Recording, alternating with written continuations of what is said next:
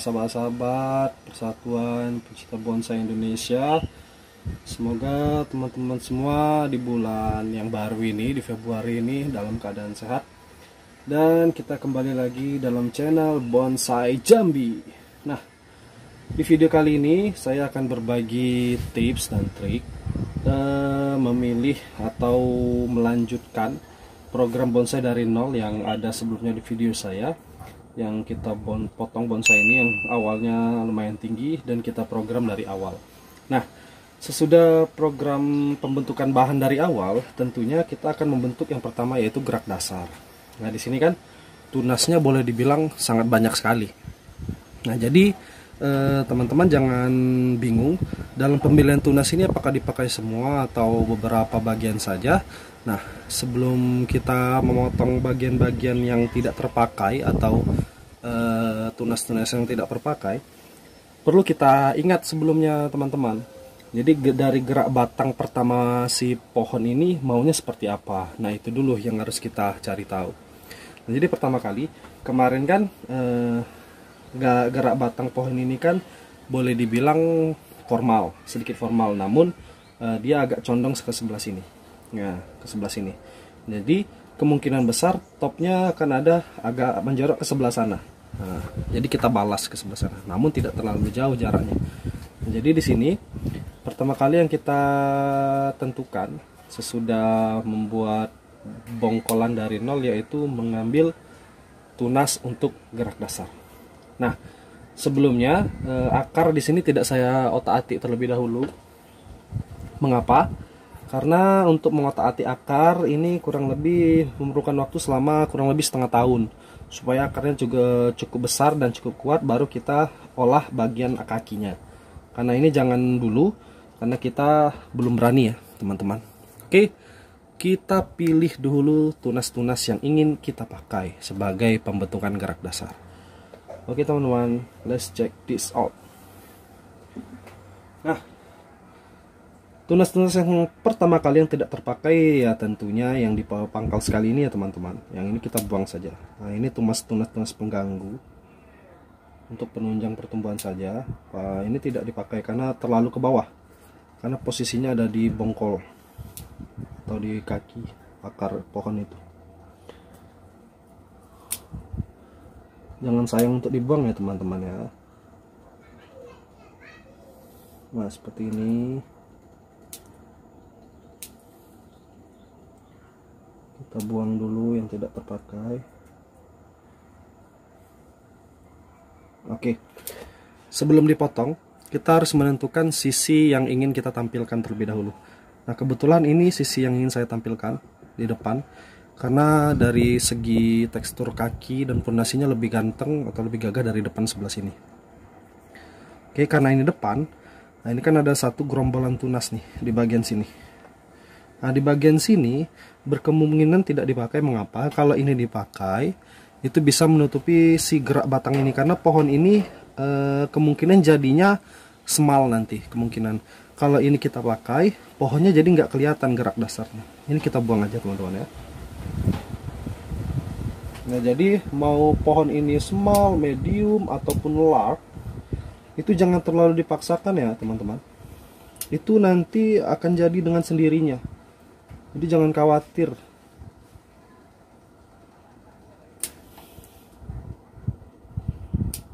Kita sisain dulu satu. Mana-mana tahu nanti kita berubah pikiran. Kita sisain dulu satu ya. Nah, ini kita buang karena terlalu di bawah.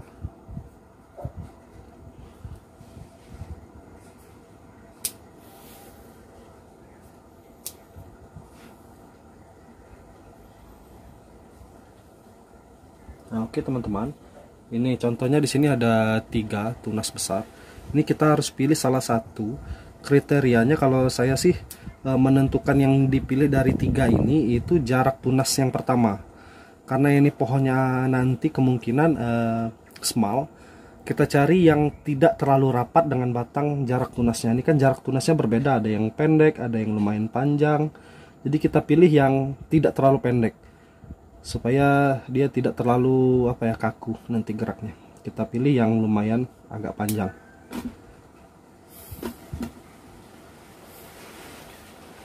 Oke, tunas sudah kita tentukan.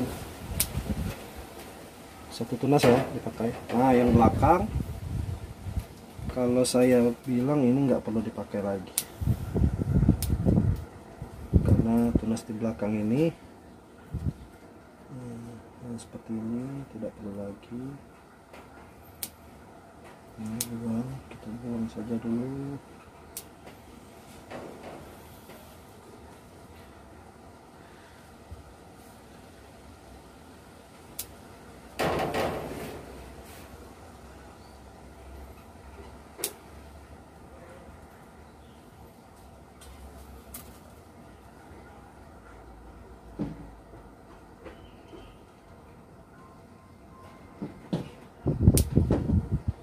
Kita sisain dulu satu-satu, baru kita seleksi tahap 2 nanti. Oke teman-teman, sisa 2 tunas ya. Mengapa sisa 2 tunas? Karena kita mengambil arah batangnya nanti ke sini sebagai ibarat kata tangan ke atasnya nanti. Nah, di sini akan membesar, cukup besar lah pokoknya, sampai dengan setengah batang ukurannya karena kita membentuk gerak dasar baru. Nah, kemudian ini kita arahkan di sini. Sebelum itu kita akan sedikit merapikan dulu bongkolan yang di atas ini untuk kita catut sedikit mendekati dengan tunas ini. Oke, kita eksekusi.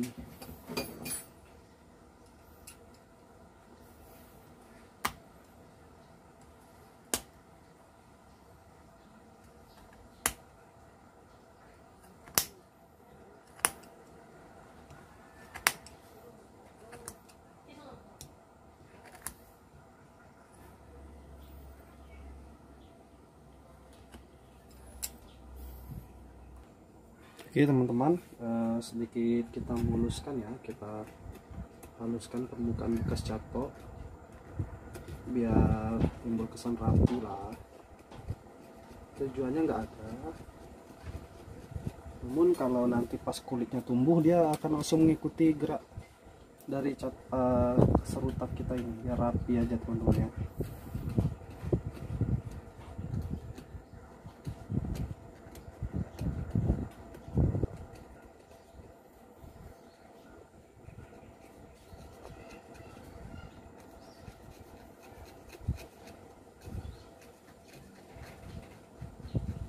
Nggak rapi pun juga teman, ini sudah cukup mulus sih menurut saya. Biar rapi tadi tujuannya.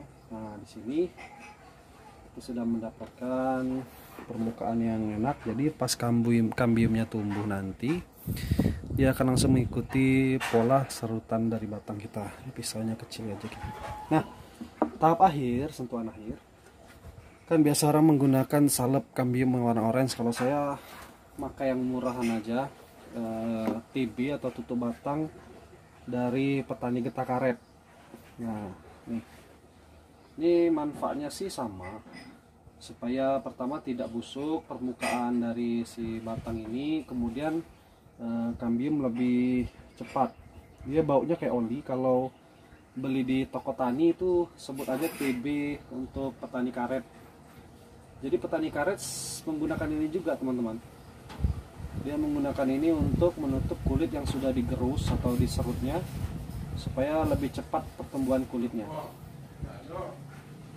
Hanya beda harganya saja. Kalau ini kan satu botol atau satu jerigen ini murah. Kalau yang TB itu kan sebesar botol saus, itu 100 ribuan. Oke, kita oles merata. Seperti ini.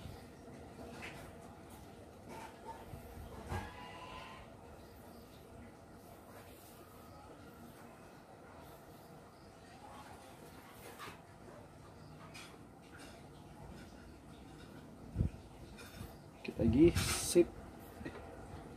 Belum tuh.